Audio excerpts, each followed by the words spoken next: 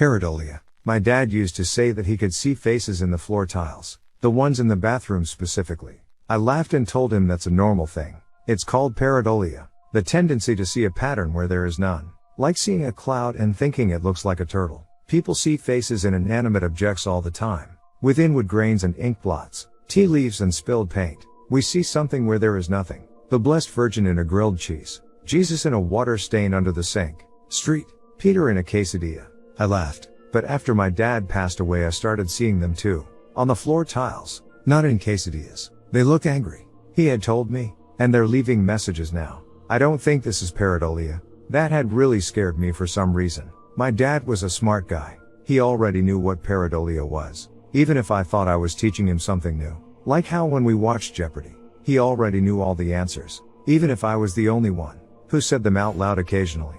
So when I started noticing the faces in the floor tiles after his death, I took note. I began to draw them. To write down the messages they were sending as I tried to decipher their hidden meanings. I tried not to become as obsessed with them as he had been before he died. Before he drowned, the faces in the floor tiles didn't look angry to me. They looked happy, pleased with themselves. I thought it was fun at first, seeing the faces and reading the secret messages they left for me, deciphering them. Not just in the floor tiles but increasingly in more places. The floor tiles told me to look out for the bike messenger, and on my walk into work I saw him coming and stopped in my tracks. If I'd continued on I would have been splashed a second later by the big puddle he veered into accidentally. I would have ended up covered in mud and my day would have been ruined. I grinned and walked into work, knowing I had a special line to some power that had a few tricks up its sleeve. This had clearly just been a way to prove its abilities. And I wondered what would be next. The messages came again soon after, hidden in the patterns of the marble countertop in the kitchen at work.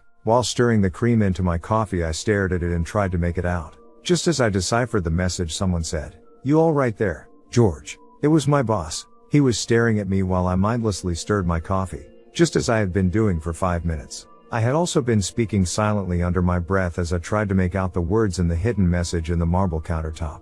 "Oh, sorry. Yeah, just lost in thought. What's up?" He shook his head and went over to the fridge to get another energy drink. As he walked past me on his way back into the office he muttered under his breath, "Really know how to pick 'em, don't you, Craig?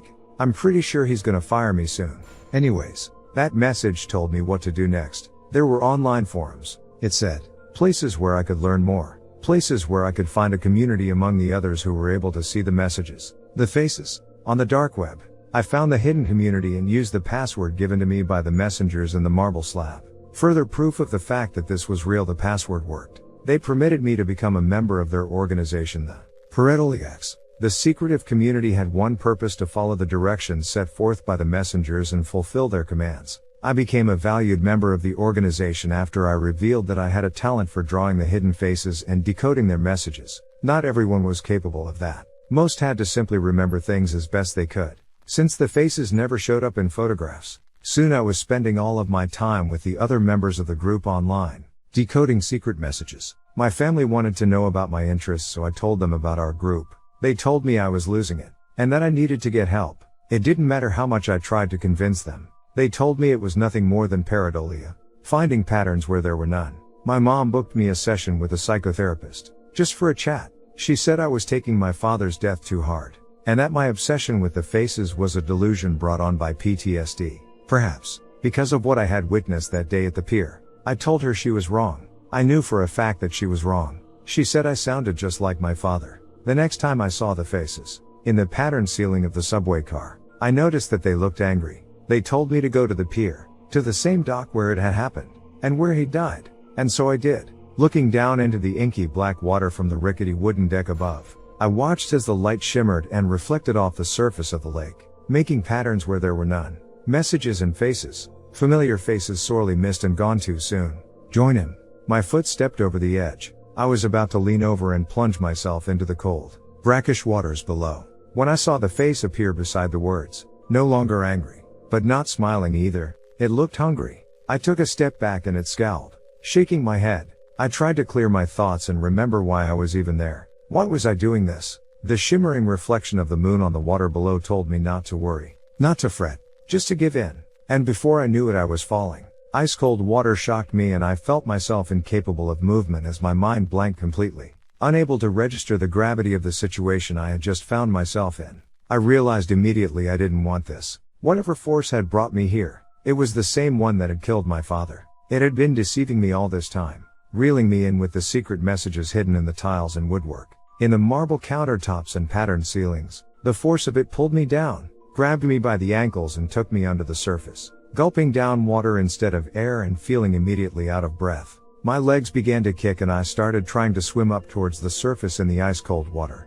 I managed to come up for air and coughed up a lungful of water and took a great gasping breath of air, looking around with panicky wide eyes. There was no one around this late at night and the waves were high and a large one was just now about to break and crash down upon me. I held my breath and braced for the impact. The wall of water crashed into me and I felt my nose bloodied from the sudden hit.